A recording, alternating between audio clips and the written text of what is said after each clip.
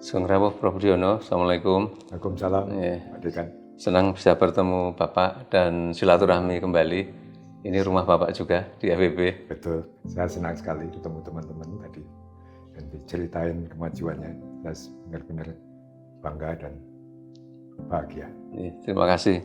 Tapi sebelum kita nanti interview Prof. Budiono dalam kegiatan Wisdom Thought, kita perlu flashback kembali sebentar.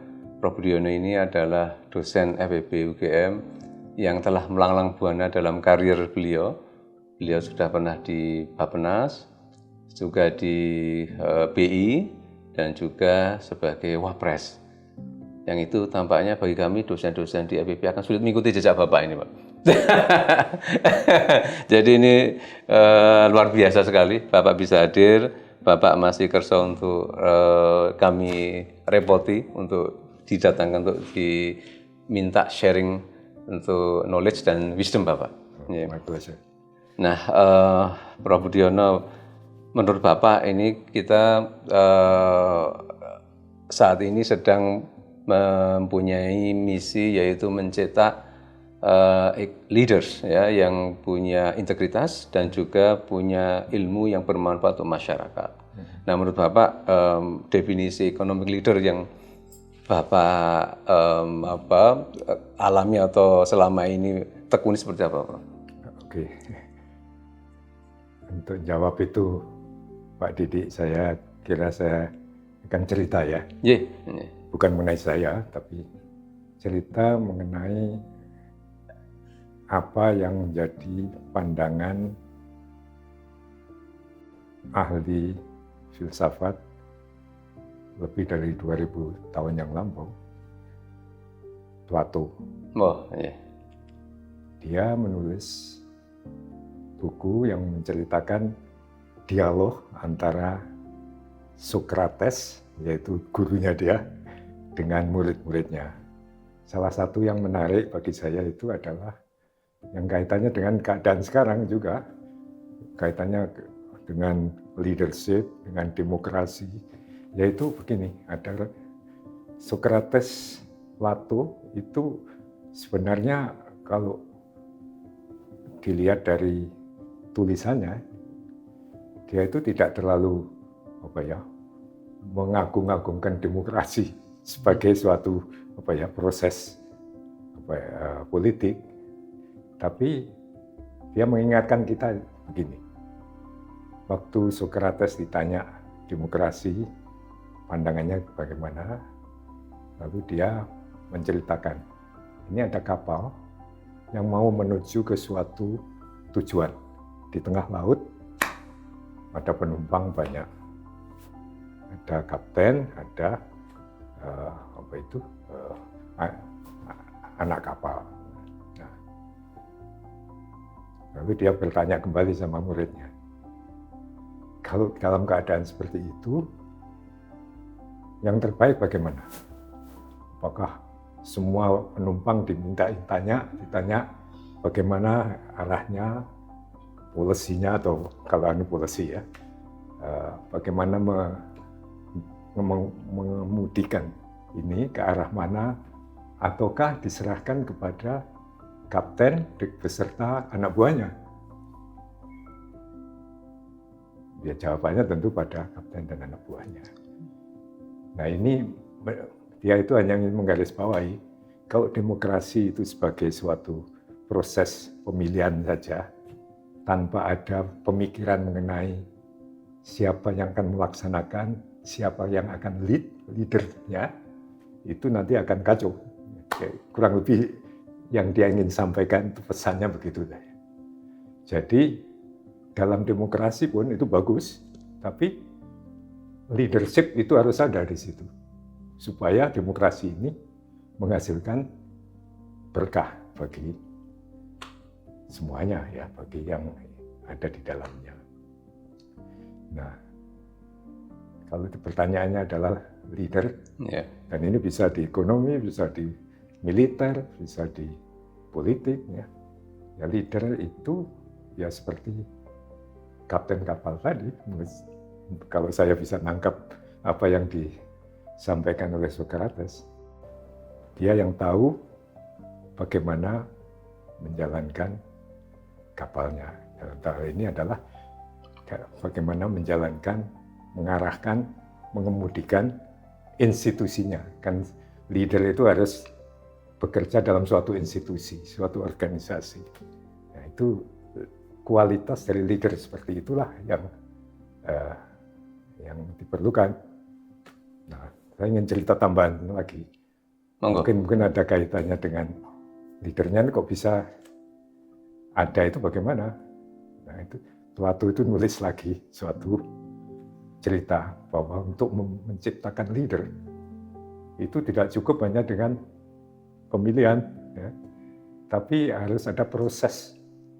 Prosesnya itu panjang dia ceritakan, mulai dari pendidikan untuk anak kecil sampai dia sekolah, itu macam-macam di situ diceritakan, akan diberi pengetahuan, tapi juga diberi kemampuan untuk apresiasi musik, olahraga, dan seterusnya, sampai pada tingkat yang tertinggi itu. Plato mengatakan yang tertinggi itu adalah pendidikan bagi calon pemimpin ini filsafat, dia katakan gitu. Nah, ini cerita dia, tapi intinya bukan itu yang detailnya yang menjadi pelajaran bagi kita, yaitu adalah leader itu memang harus dipupuk dari bawah. Nggak bisa leader karbitan. Instan nggak bisa. Instan nggak bisa. Dan itu harus ada proses meritokrasi istilahnya, ya. Di mana di situ memang harus ada ada sistem yang bisa mendorong ke situ, ya, Bro. Sistem meritokrasi. Jadi kembali leader itu nggak akan bisa timbul hanya karena tiba-tiba saja nongol orang banyak suara. Satu lagi yang saya ingin sampaikan, kelemahan dari yang hanya mengandalkan pada demokrasi, proses demokrasi saja, tanpa memikirkan leadership, tanpa memikirkan ada perlunya meritokrasi yang sistematis, itu demokrasi nanti akan, kata Socrates, akan dikuasai oleh dua tipe orang. Satu demagog yang pintar ngomong, yang satu adalah orang kaya. Kalau sekarang istilahnya oligarki. Itu yang akan menguasai. Ya, jadi intinya leadership ini sangat-sangat penting sekarang ini untuk kita kembangkan. Saya inginkan Fakultas Ekonomi dan Bisnis UGM nanti bisa menyumbangkan leader-leader yang bagus di masa depan bagi bangsa kita. Terima kasih, Prof. Menarik sekali apa yang disampaikan Prof. Budiono tentang proses demokrasi, kemudian meritokrasi, agar leader itu juga bisa memberikan keberkahan ya untuk society atau untuk masyarakat yang dipimpinnya juga. Ya. Nah, dalam pengalaman Bapak ini, karena saya teringat ketika Bapak berkunjung di FEB, di Ruang Kertanegara, memaparkan tentang buku terbaru Bapak pada waktu itu, tentang sejarah ekonomi Indonesia. Bapak mengatakan bahwa ketika seorang pemimpin mau membuat keputusan termasuk di bidang ekonomi, kadang tidak bisa optimal. Ada faktor lain yang, paling ingat Bapak menggarisbawahi politik yang paling kuat di antara faktor yang lain. Betul. Masih relevankah, Prof, itu? Sangat. Sekarang itu politik kan menonjol sekali, ya. Jadi kalau kita ingin efektif sebagai leader atau pelaku ya di bidang ekonomi, nah ini bisa kita bedakan antara sektor publik maupun atau sektor swasta, private. Saya hanya sampaikan yang publik ya, di mana di situ ditentukan keputusan-keputusan public policy, keputusan untuk kepentingan umum. Nah di situ memang tidak cukup kalau kita punya kelompok atau orang yang pintar saja,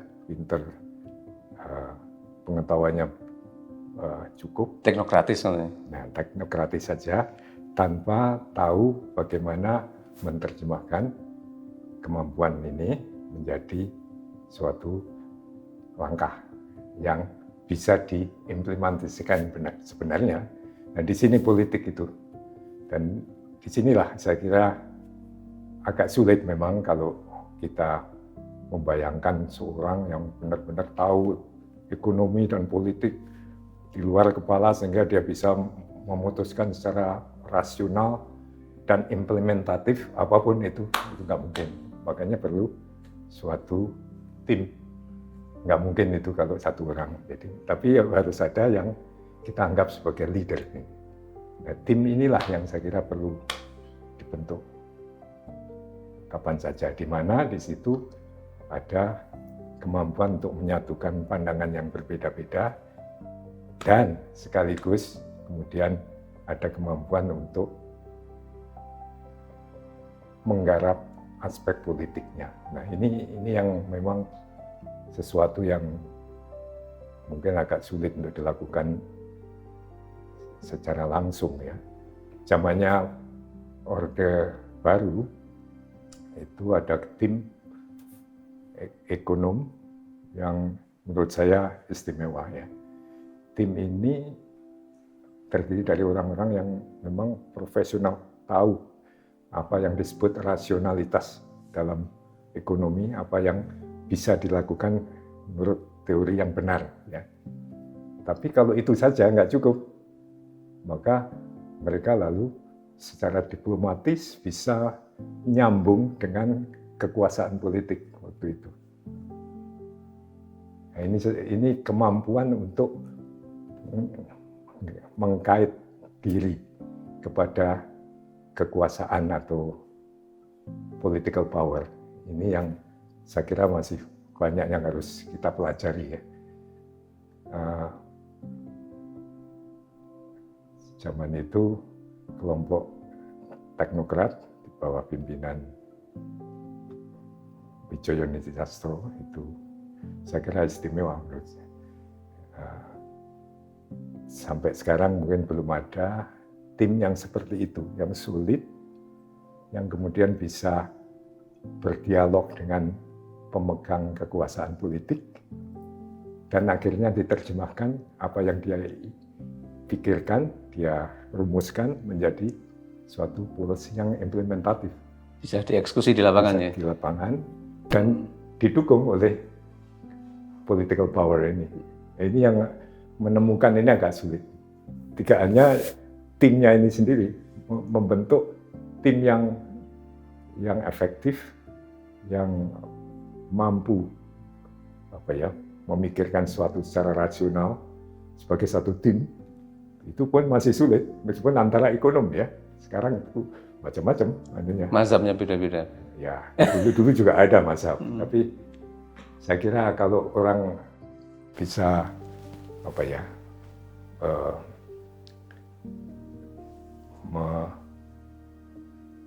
memegang humility ya, itu, bahwa orang itu mungkin betul juga ya menerima apa yang dia dengarkan dari orang lain. Jadi semacam itulah humility untuk menerima pandangan yang berbeda.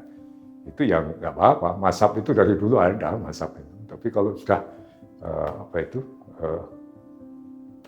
terlalu memikirkan bahwa mazhab itu yang paling benar, ya nggak benar. Akhirnya nggak ada suatu teamwork. Jadi menurut saya memang teamwork ini perlu sekali dalam keadaan sekarang di masa depan untuk membentuk tim ekonomi. Kalau memang itu kita bicara mengenai ekonomi ya, yang bagus. Dan ini saya kira teman-teman bisa mengumpulkan ini, ahli-ahli ekonomi di seluruh Indonesia, tidak hanya di UGM ya. Yeah. Coba dibuat suatu forum-forum tertentu di mana mungkin sudah dibuat juga, tapi yang benar-benar menjadi suatu tim yang sulit. Membentuk tim yang sulit ini menurut saya sulit. Menarik, Prof. Saya ingin menggali lebih jauh terkait dengan kemampuan seorang pemimpin di dalam menerima perbedaan. Tadi kan Prof. Budiono menyampaikan bahwa walaupun masanya beda, saling bisa menerima ya, sehingga tidak kemudian menjadi perseteruan, tapi justru malah sinergi antar perbedaan tadi. Nah, di dalam proses pendidikan di FEB UGM ini, apakah Prof. Budiono, karena Prof. Budiono kan alumni juga, apa kemudian keberhasilan Prof. Budiono dalam posisi-posisi strategis di pemerintahan pada waktu itu juga hasil dari proses yang ada di sini, Prof. Artinya bahwa saya yakin nih Prof. Budiono pasti mengalami situasi sulit di mana harus mengakomodasi berbagai kepentingan dan mencari titik optimumnya di mana. Nah, apakah itu karakter itu melekat pada sebagai seorang alumni FEB UGM atau memang situasi itu yang kemudian secara natural muncul gitu? Pak Didi agak sulit ya mengatakan berapa kontribusi dari FEB UGM atau pengalaman di FEB UGM dalam suatu proses pembentukan suatu posisi sebagai decision maker. Iya, karena Bapak sebagai leader di ekonomi waktu di berbagai posisi itu. Iya. Iya. Kalau saya pikir memang ada yang sebagian besar itu memang terbentuk sejak proses dia muda ya, dan pengalamannya itu yang membentuk dia. Jadi kalau kita kaitkan dengan masa sewaktu kuliah atau mengajar di suatu institusi, barangkali ya ada, tapi mungkin lebih banyak ditentukan oleh pengalaman-pengalaman ya pribadi ya dari masing-masing kita ini. Dan anulah apa itu, dari kecenderungan kita itu kan ada orang yang memang lahir sangat kombatif, saya nggak mau gini, saya mau. Ada orang yang bisa menerima sesuatu yang mungkin ya kompromi lah, mungkin saya tidak seluruhnya benar atau tidak sebenarnya ditampung idenya atau kepentingannya, tapi bisa melaksanakan sesuatu yang real. Di dalam ekonomi memang Pak Didi itu nggak mungkin kita punya first best solution, itu impossible. Tapi harus kita mulai dari first best solution, harus. Jangan mulai awal sudah mengatakan kita mulai dari fourth best solution. Suboptimumnya. Itu sudah salah itu. Jadi mulai dari first best solution, mestinya polisinya pajak itu begini misalnya ya. Contohnya ini ada peningkatan harga dari ekspor kita yang macam-macam ya. Itu bagaimana supaya maksimal keberkahannya itu kita terima. Nah, itu ada macam-macam ya, tapi kalau teorinya kan ada itu dalam teori public finance dan sebagainya, harusnya dikenakan pajak dulu, lalu bagaimana nanti dimasukkan APBN misalnya ya. Nah, tapi pajaknya harus maksimal, jadi semua rente ekonomi, abnormal profit itu harus diambil oleh pemerintah, masuk dalam APBN semua, lalu digunakan untuk tujuan umum, bukan untuk tujuan khusus untuk industri itu sendiri, tapi nanti untuk tujuan umum. Itu teorinya. Prakteknya kan ini nggak mau kalau dipajakin seperti itu. Ya ada prakteknya, lalu ada titik temu nantinya. Apakah mungkin nggak usah dipajaki maksimal, tapi sebagian, tapi lalu dia diminta melakukan apapun nanti. Apakah uangnya nanti misalnya harus disimpan di Indonesia misalnya ya, ini contoh. Tapi itu kompromi seperti itu memang terjadi. Tapi selalu menurut saya kalau pemimpin ekonomi, bidang ekonomi itu memang harus mulainya dari first best solution dulu. Nanti dilihat mana yang nggak jalan, ya kita ubah lah. Mana yang nggak jalan kita ubah.